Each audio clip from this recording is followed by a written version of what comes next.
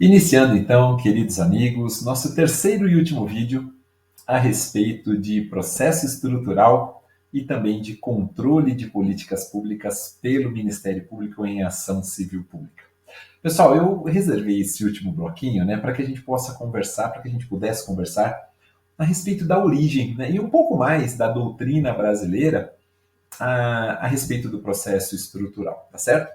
Então, amigos, dito isso, conceitualmente, né, o que hoje é conhecido como processo estrutural, a gente denomina processo estrutural e as decisões estruturais correspondentes, esse processo ele teve como origem uma decisão da Suprema Corte Americana, né, da Suprema Corte dos Estados Unidos, com a finalidade de colocar fim, de pôr fim a um caso de segregação, a casos, né, de segregação racial nas escolas. E o processo que deu origem, ele é denominado de Brown versus Board of Education, né, que é um caso de 1954. Doutrinariamente, né, é apontado que Owen Fiss, é o nome do doutrinador, foi quem desenvolveu a ideia das medidas estruturais, né? Mas Maurício, por que esse caso, né, Brown versus Board of Education, foi o estopim, né, digamos, de tudo isso? É que a Suprema Corte norte-americana, pessoal, ela acabou entendendo, repito, foi no ano de 1954, que era absolutamente inconstitucional a admissão de estudantes em escolas públicas, né? A gente vem falando de implantação de políticas públicas desde o início. Era inconstitucional a admissão de estudantes em escolas públicas americanas com base no sistema de segregação racial, né? Ao determinar, portanto, a aceitação da matrícula de estudantes negros numa escola pública que até então era dedicada somente à educação de pessoas brancas, o que é que a Suprema Corte norte-americana fez? Ela deu início a um processo amplo de mudança, de alteração, de reestruturação, de readequação, né, do sistema público de educação naquele país, fazendo com que surgisse o chamado structural reform, né, ou seja, uma reforma estrutural.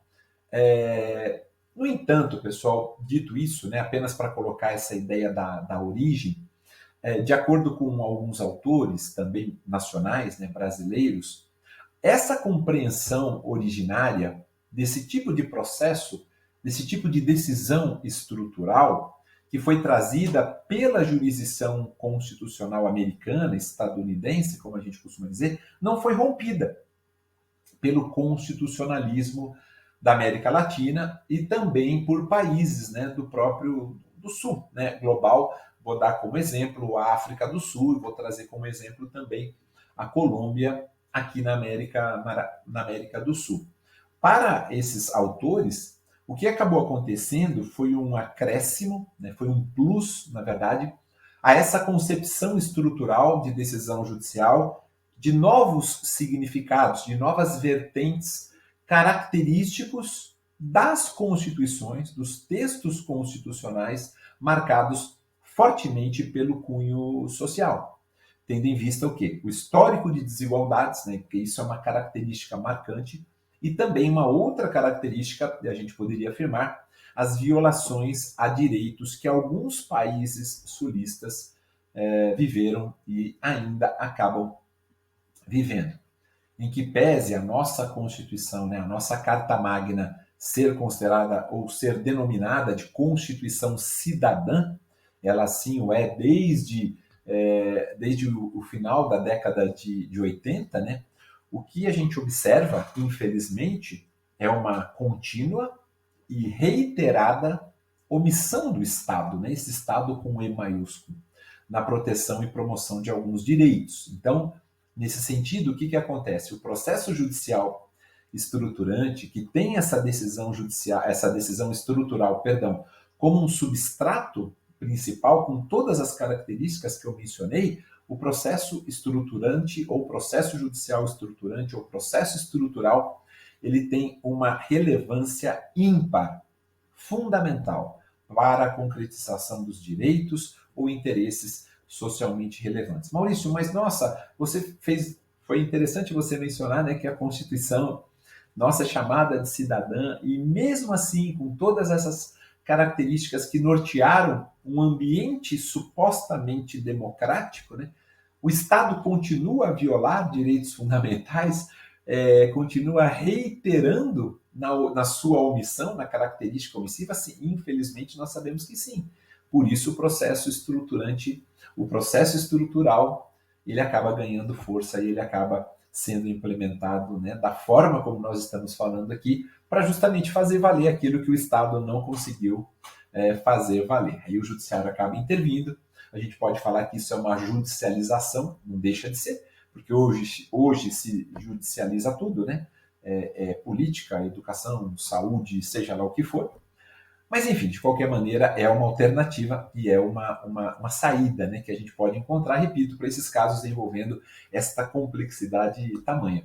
O professor Fred Didier Júnior, né, já que a gente ia falar de origem e também um pouco mais de doutrina brasileira, acho que eu fiz essa menção para vocês, o professor Fred Didier Júnior, ele afirma que para a implementação de uma determinada decisão estrutural é necessária a revisão, e eu concordo plenamente com ele, de alguns conceitos, né, tradicionais do processo civil brasileiro. Nós precisamos realmente rever, redimensionar esses conceitos. Inicialmente, aquela ideia de que o judiciário não pode se intrometer na chamada análise, né, do mérito administrativo. O professor Fred Didier já fala isso pelo menos desde 2017, pelo menos, né? Essa ideia de que o judiciário não pode se intrometer na análise do chamado mérito administrativo tem que ser revista. Tem que ser revista para a gente não ver a perpetuação, né, de situações como essas que a gente acaba vendo no nosso dia a dia. É preciso tornar também, complementa o professor Fred Didier Júnior, é preciso tornar mais flexível a regra de congruência objetiva externa, né? Não estou falando nem de congruência subjetiva e nem de congruência interna. Eu estou falando de congruência objetiva externa, que exige o quê? A correlação entre a demanda, entre os pleitos formulados e a decisão. Então, vamos tornar mais flexível, né? Por quê? Para que a gente depois não fale, mas a decisão é ultra petita, é extra petita, é citra petita, seja lá o que for.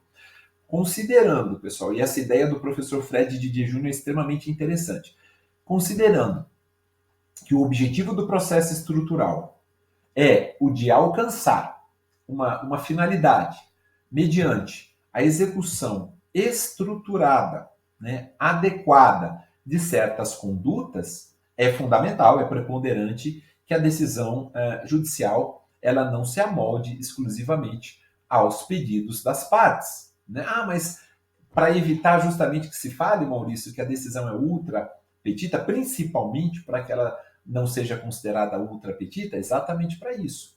Então, é importante ainda nesse ponto, né, para que se admita a flexibilidade, a gente já vem falando isso há algum tempo, né, a maleabilidade, digamos assim, da regra de congruência objetiva externa, não é subjetiva externa e nem congruência interna, é preciso considerar, é preciso partir-se da premissa de que a lógica que vai nortear, que vai presidir os processos estruturais não é a mesma, ela dissocia totalmente da lógica que inspira os litígios individuais. Eu já venho batendo nessa tecla desde o início. Então, corroborando com isso, né, a gente pode citar até o artigo 493 do CPC, para a gente compreender melhor o rito do processo estrutural. Na medida em que o 493 ele autoriza o juiz a decidir de acordo com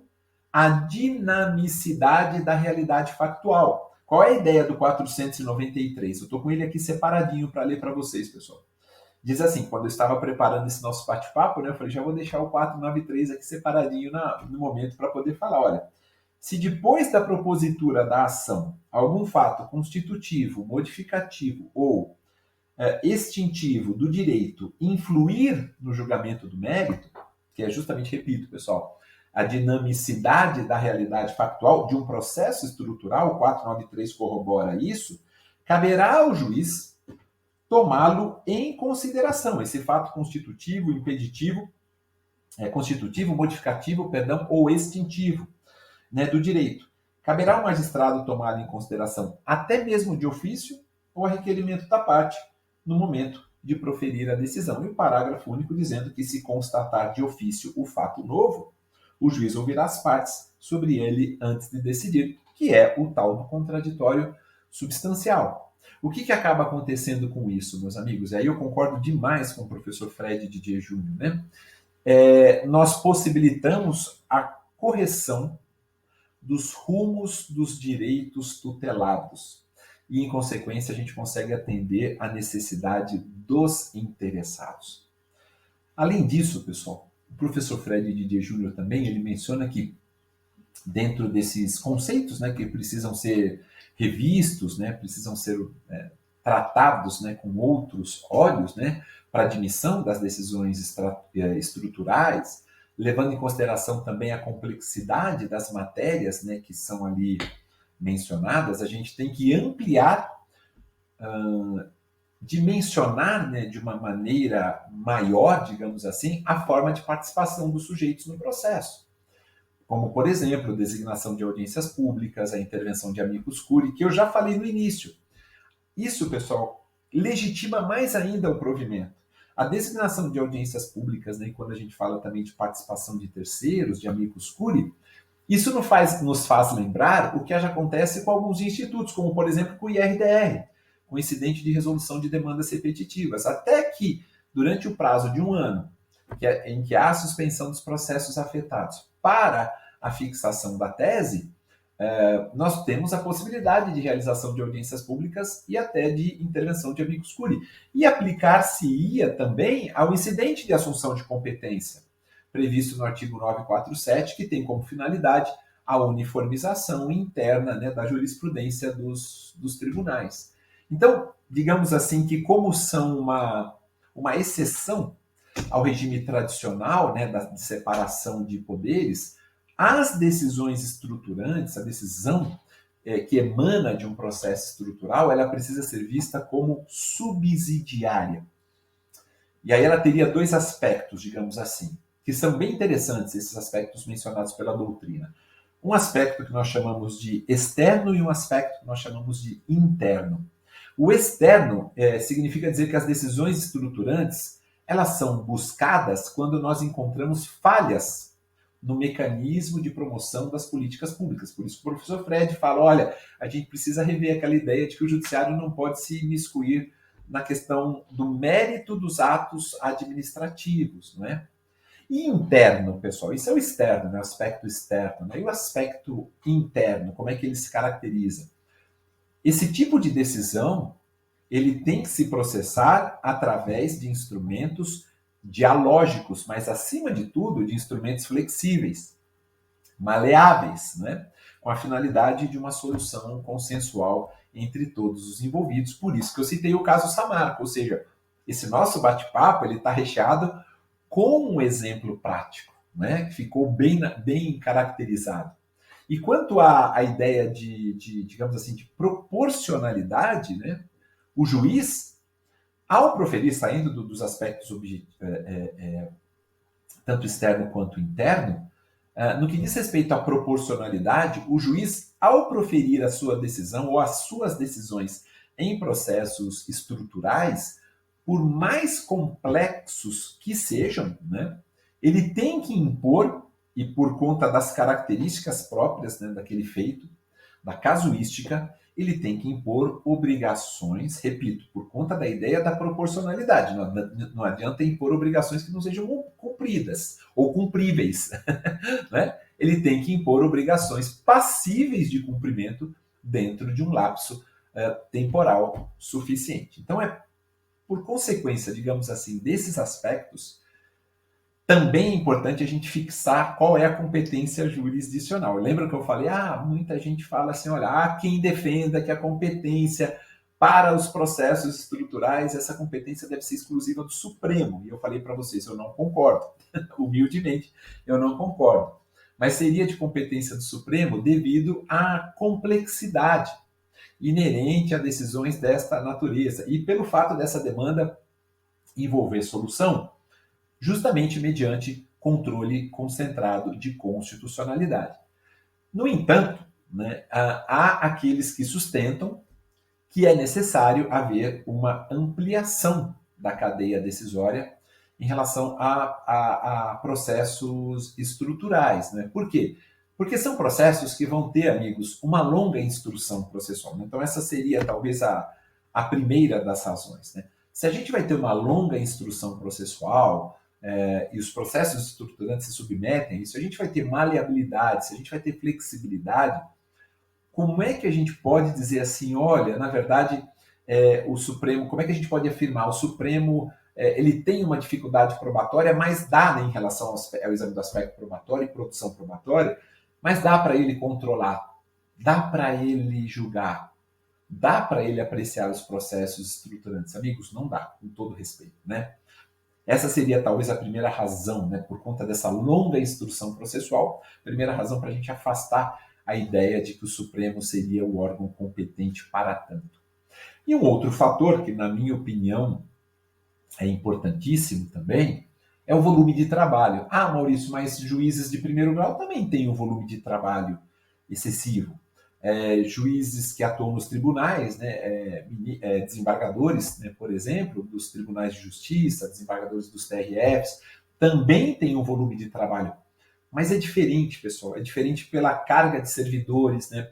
É diferente pelas questões relacionadas à produção probatória. Então, decisões estruturantes pressupõem, como eu disse a vocês, pressupõem processos complexos, são processos custosos, né? Onerosos, do ponto de vista dos recursos humanos, né? Por isso que eu fiz questão de mencionar, dos recursos financeiros, né? Do judiciário.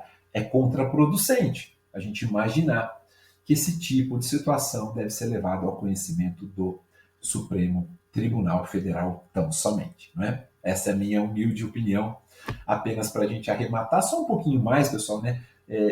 Deixar bem claro para vocês que a gente tem uma base normativa para execução também das decisões estruturantes, só finalizando nessa questão da origem, dos aspectos doutrinários, só dizer que a base normativa para a execução das decisões estruturantes está lá no 139, inciso 4, como eu já mencionei para vocês, está no 536, parágrafo 1º, os dispositivos que nós mencionamos aqui, só lembrando que o 139, inciso 4, é aquele que fala das medidas executivas atípicas, né? Mas esses dispositivos, eles são cláusulas gerais executivas, né, das quais acaba decorrendo para o órgão julgador o poder de promover a execução de suas decisões por medidas atípicas. Tá certo, pessoal? Então, basicamente, era isso que eu tinha para falar para vocês a respeito do processo estrutural, a respeito de políticas públicas, né? A respeito do controle dessas políticas públicas. Aliás, tem um caso interessantíssimo, controle das políticas públicas pelo MP, pessoal. Tem um caso interessantíssimo que eu queria recomendar a vocês. Se vocês pesquisarem no Google, vocês vão encontrar uma desestruturação, uma desordem administrativa que acontecia na antiga Fundac, no Rio Grande do Norte. E aí o Ministério Público do Rio Grande do Norte, ele propôs, acho que foi em 2014, se eu não estiver enganado, 2013, mas acho que foi em 2014, uma ACP, propôs uma ACP com pedido de tutela de urgência para que nós tivéssemos uma completa reorganização da instituição encarregada de executar as medidas socioeducativas em meio fechado no Rio Grande do Norte, né, justamente para que passasse a desenvolver nessas suas atividades em observância ao que dispõe a lei instituidora do SINASE, né, que é uma lei de 2012, Sistema Nacional de Atendimento Socioeducativo. Então, eu recomendo humildemente a vocês, se vocês quiserem se aprofundar em algum caso mais de ordem prática, repito, esse que acabou acontecendo com a Fundac, Fundac, é assim que se escreve, no Rio Grande do Norte, com a atuação efetiva do MP, propondo uma ação civil pública em 2013, salvo engano, em 2014, mas acho que foi em 2014. Os fatos aconteceram em 2013, mas a propositura foi no comecinho de 2014. Aí vocês vão perceber ali um processo estruturante muito interessante. Por quê? Porque a gente percebeu a construção ou a reconstrução de uma nova Fundac, né, que foi reorganizada com uma atuação pautada na conformidade com o ordenamento jurídico, com um proeminente rigor técnico, digamos assim. Ficou bonito até. Teve intervenção judicial, várias decisões, audiências foram realizadas, processo estruturante na acepção da palavra. Tá certo? Meus amigos do Trino, é isso. Foi um prazer enorme estar aqui com todos vocês. Nós encerramos esse nosso terceiro e último bloquinho. Espero que tenha sido proveitoso. E eu agradeço imensamente, do fundo do coração, aqui, a participação de todos vocês assistindo a esses nossos vídeos. Tá bom? Muito obrigado a todos. Um forte abraço. Fiquem com Deus e até mais.